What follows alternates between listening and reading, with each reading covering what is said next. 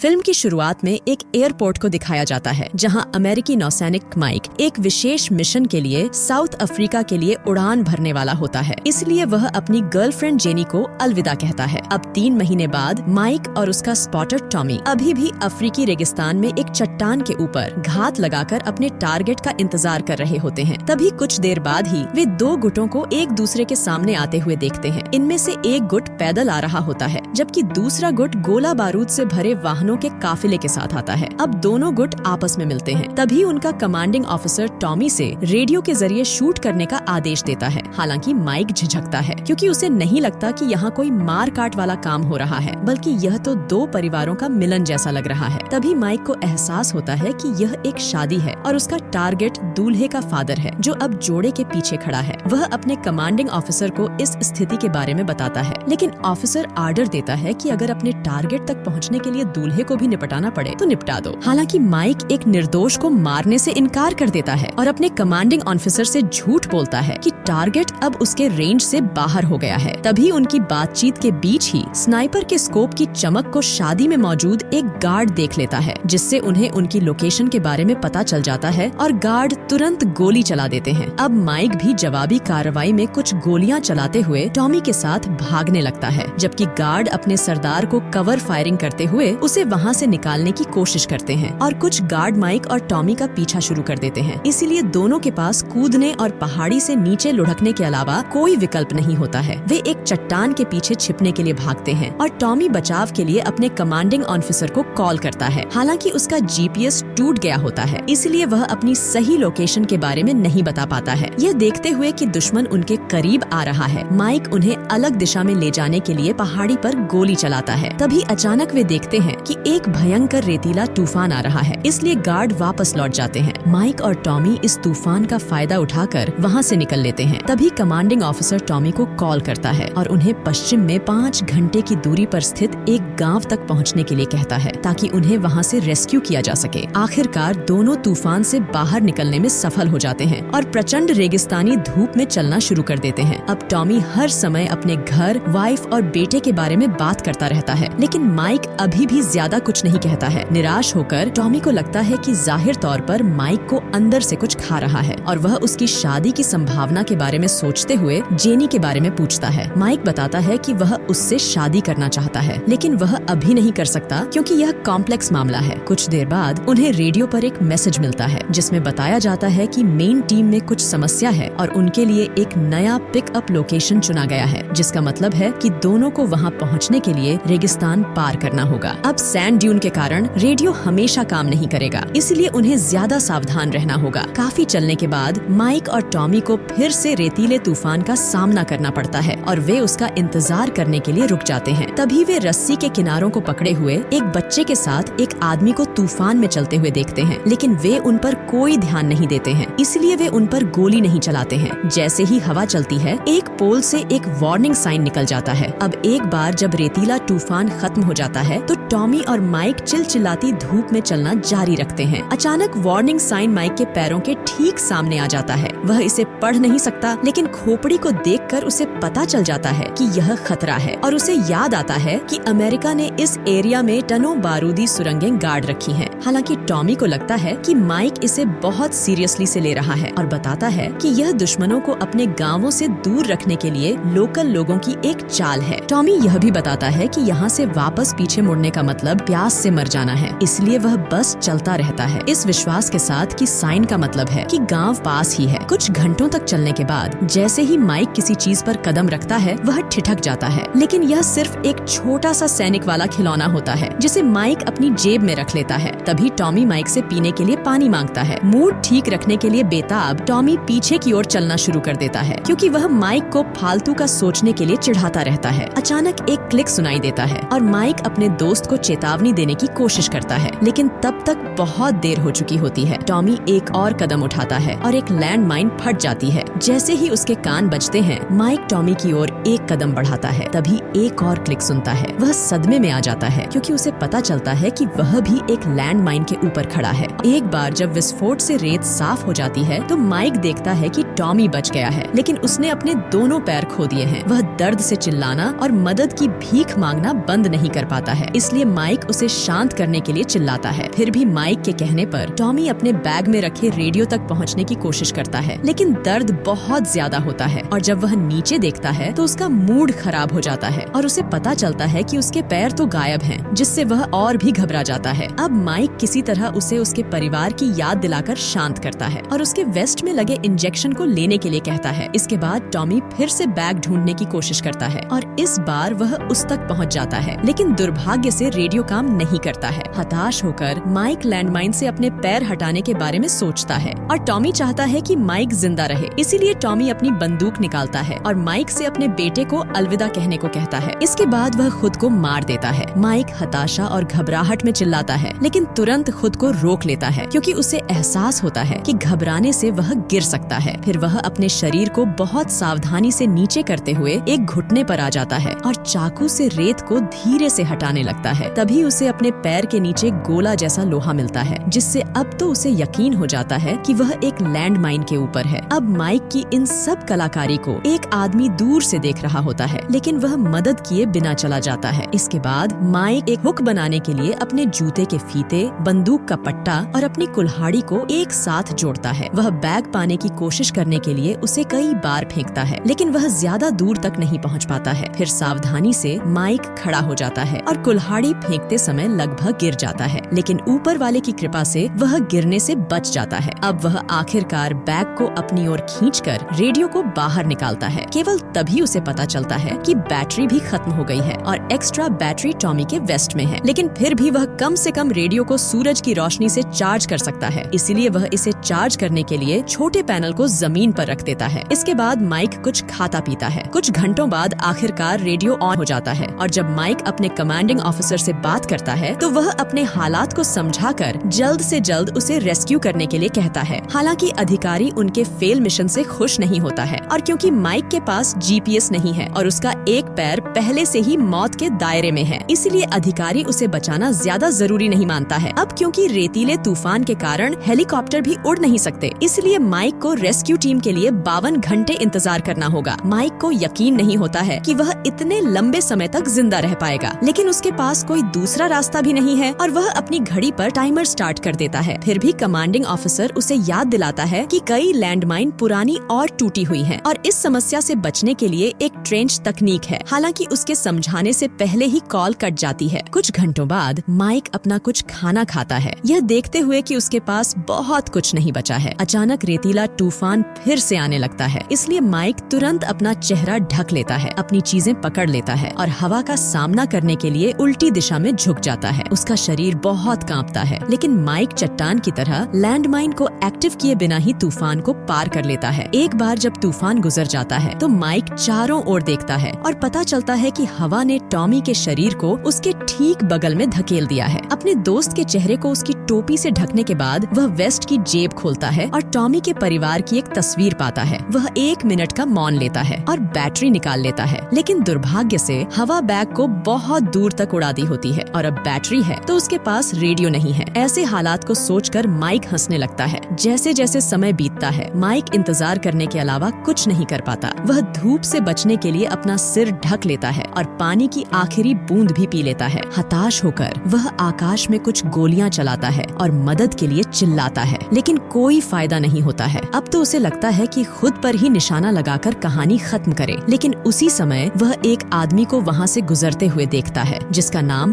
बर्बर होता है। माइक उस पर अपनी बंदूक तानता है और उसे रुकने के लिए कहता है, लेकिन बर्बर नहीं सुनता और आगे बढ़ता रहता है। यह सोचकर कि वह अंग्रेजी नहीं बोल सकता, माइक यह बताने के लिए जोर से चिल्लाता है कि यह एक लैंडमाइन एरिया है, लेकिन इस पर बर्बर उसका मजाक उड़ाता है। फिर वह आदमी टेढ़े टेढ़े मेढ़े पैटर्न में माइक की ओर चलना शुरू कर देता है। फिर अचानक वह पूछता है कि माइक यहाँ क्यों अटका हुआ है और बताता है कि वह अंग्रेजी समझता है। अब माइक अपनी हालत के बारे में बताता है क्योंकि वह लगातार पानी और रेडियो मांगता रहता है। हालांकि बर्बर उसके न हिलने डुलने के लिए भी उसकी खिल्ली उड़ाता है। वह उसकी बोतल लेता है लेकिन रेडियो उसके पास नहीं लाता है। वह माइक की चिल्लाहट और सवाल को नजरअंदाज करते हुए फिर से टेढ़े मेढ़े ही चला जाता है। कुछ घंटों बाद माइक प्यास से तड़पते हुए एक बैग में पेशाब करने के लिए मजबूर होता है। वह मुश्किल से एक घूंट पीता है कि एक छोटी लड़की उसी टेढ़े मेढ़े पैटर्न में उसकी ओर दौड़ती हुई दिखाई देती है। वह उसे पानी से भरा उसका बॉटल देती है और माइक पानी पीता है। अब उसे लगता है कि वह बर्बर की बेटी है। फिर लड़की अपने बैग से एक सैनिक का खिलौना निकालती है और माइक भी उसे वैसा ही अपना खिलौना दिखाता है। इसलिए लड़की खुद को और टॉमी को दिखाने के लिए दोनों खिलौनों का यूज करती है। अब कुछ भी बोले बिना वह माइक को यह बताने के लिए खिलौने को धक्का देती है कि उसे आगे बढ़ने की जरूरत है। माइक कहता है कि वह हिल नहीं सकता और बिना मतलब के रेडियो के लिए चिल्लाना शुरू कर देता है। इसलिए लड़की चली जाती है। बाद में जैसे ही सूरज ढलने लगता है माइक अपने फोन पर कुछ गाने बजाता है और आग जला लेता है। वह दूर से जानवरों की चीखें सुन सकता है। इसलिए वह अपने फोन पर जेनी की तस्वीरें और वीडियो देखकर अपना ध्यान भटकाता है। आखिरकार आग बुझ जाती है और माइक अपनी घड़ी देखते हुए सो जाता है। उसके फादर उसके सामने आते हैं और उसे मुक्का मारते हैं जिससे उसे बचपन में हुए अत्याचार की याद ताजा हो जाती है। इसके कारण वह गिरने से ठीक पहले जाग जाता है। फिर माइक अपनी आग को फिर से जलाने की कोशिश करता है लेकिन तभी उसे पास आते जंगली कुत्तों की गुर्राहट सुनाई देती है। वह अंधेरे में गोली चलाने लगता है लेकिन उसकी एक भी गोली जानवरों को नहीं लगती है। अब जोखिम उठाते हुए जैसे ही वह टॉर्च ऑन करता है तो उसे पता चलता है कि जंगली कुत्तों में से एक टॉमी का बैग छीन रहा है और दूसरा उसकी ओर आ रहा है। बंदूकें बदलने के बाद वह फिर से गोली चलाता है। जैसे ही कुत्ता पीछे हटता है वह एक लैंडमाइन को एक्टिव कर देता है और विस्फोट हो जाता है जिससे जानवर डर कर भाग जाते हैं। अगले दिन बर्बर फिर से माइक से मिलने आता है और उसे अब तक जिंदा रहने के लिए लकी मैन कहता है। आगे बर्बर बताता है कि उसे नहीं पता कि लैंड माइन्स कहाँ कहाँ हैं और वह बेहतर मौके पाने के लिए ऐसे ही चलता रहता है। वह सोचता है कि माइक शारीरिक रूप से आगे बढ़ने से डरता है क्योंकि उसके अंदर डर बस गया है और पूछता है कि माइक एक सैनिक क्यों बन गया, जिस पर माइक जवाब देता है कि उसके पास अब जीने का कोई कारण नहीं है। कम से कम इस बार बर्बर रेडियो लाता है और माइक तुरंत बैटरी बदल देता है लेकिन यह फिर भी काम नहीं करता है। फिर बर्बर माइक का चेहरा पकड़ लेता है और उसे एक आजाद आदमी बनने के लिए कहता है। इससे माइक को लगता है कि यह बर्बर नहीं बल्कि टॉमी उसे जिंदा रहने के लिए कह रहा है। लेकिन एक बार जब वह पलकें झपकाता है तो बर्बर आंखों से ओछल हो जाता है। कुछ घंटों बाद माइक अपना जूता काटता है क्योंकि उसका पैर लाल होने के साथ साथ सूज गया है। इसलिए वह बिच्छू को अपने चाकू से मार डालता है। आखिरकार गर्मी बहुत ज्यादा हो जाती है और वह अपना वेस्ट भी उतार देता है। अब तो मानो वह एकदम ही पागल हो जाता है। वह गुस्से में चिल्लाना और मुक्का मारना शुरू कर देता है। वह अपने फादर को धमकाता है जैसे मानो वह उसके सामने खड़े हों। हर बार ऐसा होने पर उसे क्लिक की आवाज सुनाई देती है। वह टॉमी के शरीर को भी खड़ा हुआ देखता है जो कह रहा होता है कि वे घर जा रहे हैं लेकिन वह तुरंत गायब हो जाता है। शाम को माइक बेस से संपर्क करने की कोशिश करता रहता है जबकि टॉमी का हेलुसिनेशन उसे बताता है कि वह बस बैटरी खत्म कर रहा है। उसी समय उसका फोन बजने लगता है और माइक देखता है कि यह उसके फादर का कॉल है। इसलिए टॉमी को बताना पड़ता है कि यह असली नहीं है। माइक उसे झपटता है और दूर धकेल देता है। इसलिए टॉमी उसे याद दिलाता है कि ऐसा इसलिए हो रहा है क्योंकि माइक ने कभी भी अपने अंदर के मन पर काम नहीं किया। इस पर माइक कहता है कि जेनी को छोड़ने से वह अपने फादर जितना ही बुरा हो गया है लेकिन टॉमी उसे आश्वस्त करता है कि वह ऐसा नहीं है। अब फ्लैशबैक से पता चलता है कि माइक ने जेनी से शादी के लिए प्रपोज किया लेकिन उसने उसे ठुकरा दिया। इसके बाद प्रेजेंट में माइक लगभग सो जाता है लेकिन उसी समय जंगली कुत्ते फिर से आ जाते हैं। वे एक माइंस को सक्रिय कर देते हैं और विस्फोट होने से दूर चले जाते हैं लेकिन इस बार वे नहीं हटते। माइक उसके सामने अंधेरे में गोली चलाता है। अचानक एक कुत्ता बगल से उसके पास आता है और उसकी बांह पर काट लेता है तो माइक उस पर गोली चला देता है। इसके बाद टॉमी उसे अपने कमांडिंग ऑफिसर द्वारा बताई गई तकनीक को आजमाने के लिए मना लेता है। इसलिए माइक बेताब होकर रेत खोदना शुरू कर देता है। दुर्भाग्य से कुत्ते उस पर हमला करने के लिए कूद पड़ते हैं और माइक को माइन से हटाने के लिए उसे धक्का दे देते हैं जिससे माइन में विस्फोट हो जाता है और उसे चोट लग जाती है। जैसे ही वह मरता है माइक झपकता है और उसे महसूस होता है कि विस्फोट एक भ्रम था लेकिन कुत्ते वास्तव में हमला कर रहे हैं। जिंदा रहने के लिए वह अपना चाकू पकड़ लेता है और उन्हें एक एक करके मारना शुरू कर देता है। लड़ाई के दौरान वह उस समय के बारे में सोचता रहता है जब अतीत में उसे मुक्का मारा गया था। सुबह तक सभी कुत्ते मर चुके होते हैं और माइक बच गया होता है। यह जानते हुए कि बचने की संभावना कम है, बेस माइक को जेनी से कनेक्ट करता है और वह तुरंत उसे अपने सामने देखकर उससे माफी मांगता है। लेकिन जेनी के जवाब देने से पहले ही कॉल कट जाती है और माइक बेहोश हो जाता है। लेकिन समय रहते बर्बर उसे पकड़ लेता है। जबकि वह आदमी माइक के घावों पर मरहम लगाता है, वह अपनी लकड़ी के पैर को दिखाते हुए बताता है कि एक लैंडमाइन ने उसके पैर को उड़ा दिया था। वह अस्पताल में बहुत डरा हुआ था, लेकिन एक नर्स ने उसके लिए इतनी दया दिखाई कि उसे आगे बढ़ने में मदद मिली और आखिरकार वह उसकी वाइफ बन गई। फिर बर्बर माइक को कुछ दवा पिलाता है, यह चेतावनी देते हुए कि यह दर्द में मदद करेगी, लेकिन हेलुसिनेशन को और भी बदतर बना देगी। माइक उस छोटी लड़की के बारे में भी बताता है, लेकिन बर्बर खुलासा करता है कि वह लड़की नहीं बल्कि बर्बर खुद था, जो उसके लिए पानी की बोतल लाया था। अब उनके केवल 3 बेटे हैं, क्योंकि उनकी बेटी की मौत लैंडमाइन की चपेट में आने से हो गई थी। वे लैंडमाइन को बेचने के लिए इकट्ठा करते थे और लड़की लैंडमाइन को पुराने डिब्बों से ढक देती थी। बर्बर सोचता है कि वह माइक जितना लकी नहीं है, लेकिन कम से कम वह आजाद है, क्योंकि उसने आगे बढ़ना सीख लिया है। बाद में वह चला जाता है और माइक उसकी बेटी को उसके बगल में चलते हुए देखता है। अचानक दवा का असर होता है और माइक देखता है कि उसके बचपन के घर की दीवारें जमीन से बाहर आ गई हैं। वह दरवाजा खोलता है और जब वह बच्चा था तो अपने फादर को उसकी माँ के साथ मारपीट करते हुए देखता है। जब उसके फादर उस पर ध्यान देते हैं तो वे कहते हैं कि वह माइक को एक आदमी बनना सिखाएंगे और उसे भी मुक्का मारते हैं। अब उस मुक्के के कारण माइक एक सेकंड के लिए रियलिटी में लौट आता है और फ्लैशबैक तुरंत फिर से शुरू हो जाता है। वह जेनी के साथ अपने खुशहाल लाइफ को देखता है, लेकिन अस्पताल के बिस्तर पर उसकी माँ की यादों में एक क्लिक की आवाज आती है। माइक डर के मारे अपनी माँ को अपने फादर के पास छोड़कर घर से भाग गया था, जिससे उसकी माँ बहुत बीमार हो गई थी। अब एक दूसरी याद में टॉमी और माइक एक बार में देख रहे होते हैं कि कैसे 2 आदमी एक वेट्रेस को परेशान कर रहे हैं, जिसका नाम जेनी है। गुस्से में माइक उसके बचाव में आगे आता है और बहुत भयानक तरीके से लोगों को पीटना शुरू कर देता है। तभी भ्रम में उसके फादर उसे मुक्का मारने के लिए फिर से प्रकट हो जाते हैं। रेगिस्तान और अस्पताल में अपनी माँ के मौत की याद के बीच माइक का मन बदल जाता है, जो उसे आज तक दोषी महसूस कराता है। तभी टॉमी का विजन उसे रेस्क्यू टीम के आने की चेतावनी देता है। इसके साथ ही रेडियो में एक आवाज भी उससे संपर्क करने की कोशिश कर रही होती है, लेकिन माइक अपने सूखे गले से मुश्किल से ही कुछ बोल पा रहा होता है। वह हाथ हिलाने की कोशिश करता है, लेकिन टीम इतना दूर होती है कि उसे कोई देख भी नहीं सकता। तब टॉमी उसे स्मोक ग्रेनेड की याद दिलाता है और जब माइक उसे पकड़ने ही वाला होता है तो अचानक टीलों में छिपे दुश्मन उसे गोली मार देते हैं। जेनी के लिए जिंदा रहने के बारे में सोचते हुए खून से लथपथ माइक झुकता है और अंत में स्मोक ग्रेनेड पकड़ लेता है, लेकिन इससे पहले कि वह इसे एक्टिव कर पाता, दुश्मन फिर से गोली मारता है और उसे गिरा देता है। जेनी के साथ बहस और उसके जाने की यादें उसके दिमाग में भर जाती हैं, इसलिए माइक जवाबी कार्रवाई करता है और जितने दुश्मनों को गोली मार सकता है मारता है, लेकिन उसकी गोलियां खत्म हो जाती हैं। तभी उसके फादर फिर से प्रकट होते हैं और माइक को याद आता है कि उसकी माँ ने ही उसे घर से भाग जाने के लिए कहा था। भ्रमित और घबराया हुआ माइक अपने फादर पर बंदूक तानता है, जो उसे खुद को मारने के लिए कहता है। हालांकि वह जेनी के बारे में सोचता है और कैसे उसने बार में लड़ाई के बाद उससे बाहर जाने के लिए कहा था, इसीलिए वह उसके लिए अच्छा बनने और गोली न चलाने का फैसला करता है। उसके फादर उसे उसी समय गले लगा लेते हैं, जिससे आखिरकार उसे आगे बढ़ने में मदद मिलती है। अब रेस्क्यू टीम ज्यादा देर तक नहीं रुकेगी। इसके साथ ही स्मोक ग्रेनेड भी उससे दूर होता है। माइक को बर्बर के शब्द याद आते हैं और वह सावधानी से माइंस से दूर चला जाता है, लेकिन कुछ नहीं होता है। हैरान होकर वह माइंस खोदता है और पता चलता है कि यह लड़की के डिब्बों की तरह ही एक डिब्बा है। अब कैन के अंदर उसे एक वैसा ही सैनिक का खिलौना मिलता है। माइक राहत में हंसता है और आखिरकार उसे ग्रेनेड मिल जाता है, जिससे टीम उसे ढूंढने और बचाने के लिए समय पर एक्टिव कर देता है। कुछ समय बाद ठीक हो चुका माइक अमेरिका लौट आता है और जेनी के साथ फिर से मिलता है और उसके लिए एक बेहतर जीवन शुरू करने के लिए तैयार होता है।